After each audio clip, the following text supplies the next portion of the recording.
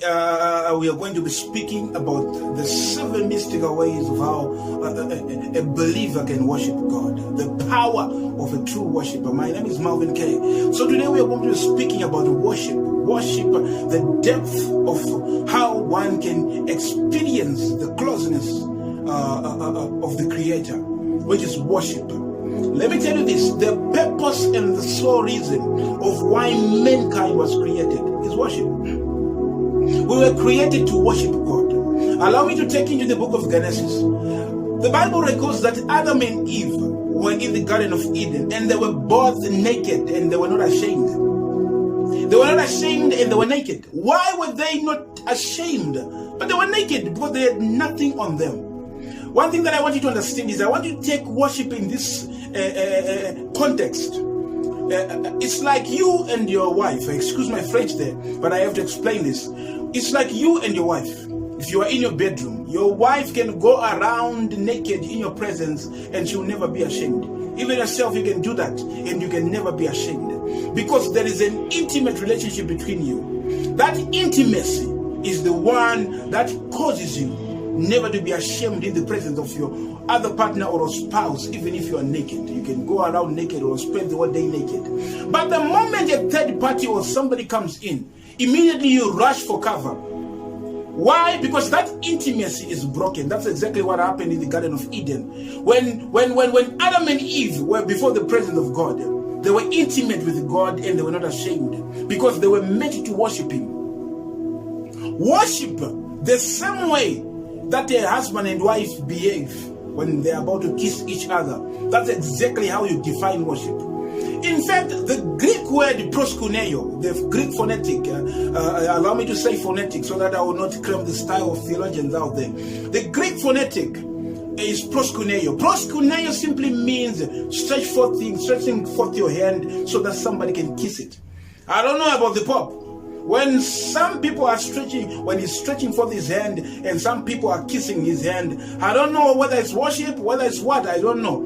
But exactly that, when the hand is stretched forth and somebody leans forth and kisses the hand, that's the definition of proskuneo, which is worship. That's the Greek word there. So, if that's then worship, let's go back into the Garden of Eden. They were both naked and they were not ashamed. Because they were meant to be worshippers before God. They were meant to be worshippers. So their nudity, they did not feel it. Because they just knew that we are one with God. There was that connection, that oneness with the Creator. But the moment the devil kicked in, they had to find something to cover. Same applies when somebody walks into your bedroom and you are both naked with your wife. You have to rush for cover. Because that intimacy is threatened by a third party. So worship has to be kept pure. Worship has to be kept pure between specific beings who are intimate with each other. I hope you understand what I'm saying. But I want you to understand this. The dimension of the jinx of worship zeroes into a lot of things that we have to explain. So today I'm going to be speaking about the 7 mystical ways of why God had to take the children of Israel for 40 good years in the wilderness. Why did He take them 40 years? Because I understand that Mary and Joseph took 4 days from Israel to Egypt, but the children of Israel went for 40 years because there are 7 mysteries of worship that were revealed there. Because that was the exact reason why He took them from Egypt. Exodus chapter 7, the verse of 16. Moses appeared before Pharaoh. He said, God says, let my people go so that they can worship me. Meaning to say the exact reason that God took them out of Egypt was so that they can worship Him. That's one thing that I want you to understand. Worship. So if that was the sole reason, then everything about worship has to be seen and identified during the process whereby they were in the wilderness up until they reached Canaan. That's exactly what we are going to do, and we are going to expose the 7 mystical ways that God revealed unto the children of Israel, how they can be true worshippers. In the Bible, in the book of John chapter 4, the verses of 23, the Bible records that now is the time that those who worship God in truth and in spirit, it's the time for those who worship God in truth and in spirit to be made manifest, so to say. That's in just paraphrasing the scripture. True worshippers, those who worship them, God in truth and in spirit. Meaning to say, we are in that dimension whereby we have to worship Him in truth and in spirit. In Luke chapter 19, the verses of 40, there is something that I want you to understand there. Jesus said, if you do not worship me, I will command the rocks to worship me.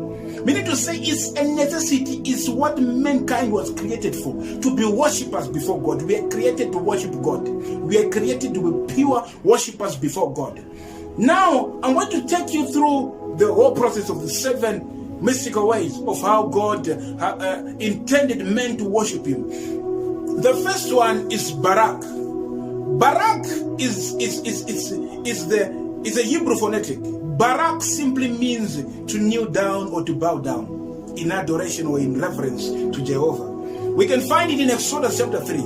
In Exodus chapter 3, when Moses saw the burning bush, and God said, I'm the God of Abraham, Isaac, and Jacob. Immediately Moses baraked, he bowed down, he knelt down in reverence, because he now knew that he's speaking to the God of his forefathers. The God who is the Ancient of Days, the living Word, the Alpha and Omega, the Creator of the heavens and the earth. Jehovah, the one who's enthroned between the cherubims, was the one who had appeared unto him. So he knelt down, Barak, in worship. So Barak is kneeling down in reverence, kneeling down in worship of God, in reverence of the true and living God. So sometimes you just have to Barak, kneel down. Don't confuse Baraking or Barak with kneeling down for a man. Yes, you can kneel down in respect. In the African culture, we kneel down to our elders. In the church, we can kneel down to the men of God or the servant of God. But never confuse that with Barak. And I also hope that every pastor who allows his congregants to kneel down before them, they are not confusing worship with respect. We have to warn them there. If we are not warning them, because you might end up being worshipped thinking that they are just kneeling down. So they need to be explained or to understand that, you know what, this is not Barak, this is respect. Hallelujah. So Moses baraked, knelt down in reverence and in respect. That was the first level or first understanding of what we call worship. Even the prophet Elijah baraked 7 times, praying for rain to come back. After, when he declared that for 3.5 years there will be no rain or dew until I say so. But when he wanted the rains to start to fall down or to come back, he had to kneel down 7 times. That was Barak, in reverence, in worship. So sometimes you just have to Barak to allow the rains, or to see the rains in your life, the rains of prosperity, the rains of abundance. You just have to kneel down and Barak before God. The second one is allow. Allow simply means to be clear, to be pure, to shine. So sometimes God demands us to be pure, to shine, so that we can boast. Exodus chapter 17, the verses of 16, when God said, let my people go so that they can go and worship me. A lot of things happened there. They went through the 40 years in the wilderness. And in those 40 years, God made them to shine. Because as long as they reverenced God, they would win battles. And they would overcome their enemies. They would shine. They would boast. Meaning to say, that was halal. Because they are being made pure. To be pure, to be made ready to be worshippers of God. They went through that process for 40 good years. God was preparing them to be halal, pure worshippers, those who can shine for Jehovah. So sometimes purity is demanded as a child of God, because you have to be halal. It's a way to present yourself as a true and living sacrifice or as a worshiper before Jehovah. And the third one is Shabak. Shabak simply means to shout. To shout. In the book of Joshua, chapter 6, the verse of 1 to 27, the Bible records that the children of Israel went around the walls of Jericho 6 times, and they blew the trumpet and they shouted. And when they made that shout, that is Shabak. Shabak simply means to shout loud, to command. So that shout was not an ordinary shout, but it was a shout that commanded the walls of their enemies to begin to fall down. So sometimes when you are in the presence of God, in certain places whereby you are reverencing God, you are worshiping Him, you can feel a surge in your spirit whereby you want to shout. You want to shout to God. You just want to release that shout unto the Creator. That is exactly what we call Shabak. It's not just an ordinary shout. When we say to the children of God or in church, let's shout before the presence of God, it's not an ordinary shout. It's Shabak. You are offering worship before God. Even if in times of war, they would shout before God. That was a war cry. I used to be a rugby player when I was still at high school. Or to be precise, I was a rugby captain. We used to have a war cry. We used to sing the war cry before we would go and play the game. That war cry would bind would bring the team together. It would make us bond like one unity. It's a war cry, a shout of victory, a command in our system that we are about to go and do this. We can do this. So sometimes when you feel like there's a surge of shouting in your spirit, just shabak for the Lord. Just begin to shout for the Lord. And the fourth one is Tehillah. Tehillah simply means to sing, to praise. It simply means a spontaneous praise. It's not something that is rehearsed. It's not something that is written somewhere, but you just feel in the spirit that you want to sing a song that you've never sang before, and you just want, that's exactly Tehillah. It's a song in your spirit that's want to just come out. You just want to sing. So many times you just feel like you want to Tehillah in tongues. You just begin to labe sadiga. You are Tehillah. You are Tehillah. It's Tehillah. Tehillah, that's the Hebrew phonetic for a spontaneous praise that is not rehearsed, that comes by the inspiration of the Spirit. We can find it in Exodus chapter 15. Since I said that all these phases, the children of Israel in the wilderness, they went through these phases. Exodus chapter 15, the verse of 1 to 21. When they crossed the Red Sea, Miriam and Moses, they began to Tehillah. They started singing a spontaneous song that was inspired by the Spirit. The fact that now we have it as scripture is record and reference, and it was inspired by the Spirit. It's clear that it was inspired by the Spirit. That spontaneous praise. Because the Bible says in 2 Timothy chapter 3, all scripture is inspired. So now, since we have it as scripture, that spontaneous song that they began to sing, because God had allowed them to pass through the dry sea, the dry part of the sea, when God parted the sea for them to pass through. So that's Tehillah. It's a spontaneous praise. Sometimes you might not know the word by word of the song that was sang by professionals, but you can just sense it in your spirit when you're praying. That, no, you know what, I just want to sing this song. So don't hold it. Even 1 Corinthians chapter 14, the Bible records even that when you come together, some of you might come with a song, meaning it's a song that God can give you, that you can just begin to sing, not rehearsed, but it's inspired by the Spirit. So that's Tehillah for you. And then the fifth one is Tohudah. Tohudah simply means to stretch out your hands in thanksgiving of something that is about to be done or something that has been done. Normally we can find that in the book of Exodus. The book of Exodus, I'm sure it's chapter 17. The Bible records that whenever the man Joshua was fighting the Amalekites, when the hand of Moses would fall down, the Amalekites would seem like they're about to become victorious. But every time when the hands of Moses remained stretched forth up into the heavens, they would overcome the enemies. Up until Aaron and Hur saw that, you know what, as long as the hands of Moses are stretched up, Joshua is prevailing. So they had to take a rock and make the hands of Moses to rest upon the rock. That's exactly what we are speaking about. It's Tohuda, stretching up your hands in worship of that which God is about to do, or that which he has already done. That's Tohuda, T-O-W-D-A-H, Tohuda. And then the sixth one is Yada.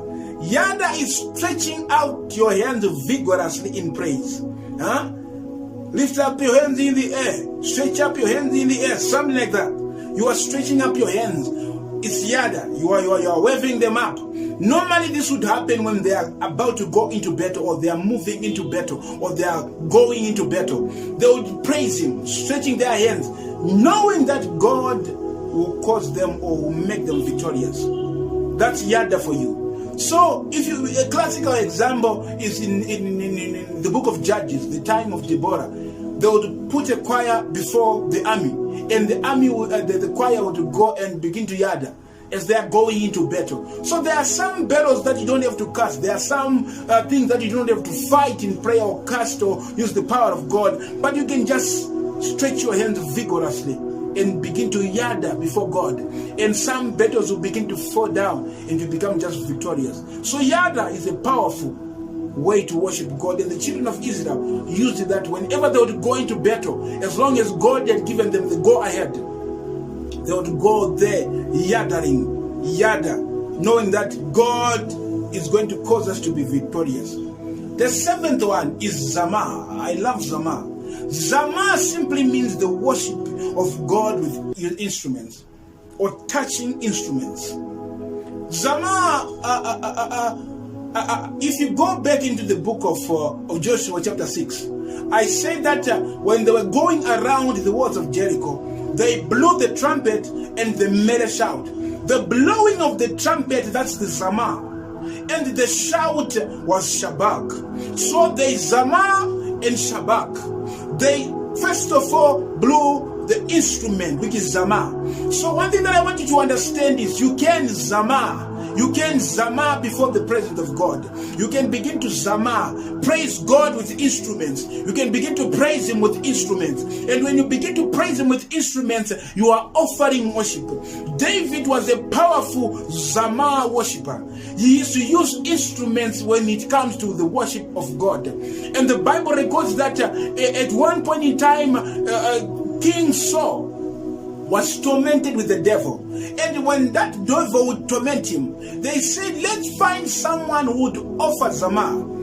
And when they found David, David would play the harp. And when David would play the harp, the Bible records that the demon would leave, because that's Zamar worship that he was offering to God. And when you would offer Zamar, the demons would begin to flee. So sometimes, not all demons are supposed to be cast, but sometimes when you offer Zamar, they will just leave, because they know that Zamar brings intimacy with God. Worship brings intimacy with God. And when you are intimate with God, your heartbeat becomes the heartbeat of God. You sense the Spirit, the rebuke of the Spirit, you can sense it in your spirit. Be a true worshiper, because that is the purpose of our creation. I'm Marvin K. signing out.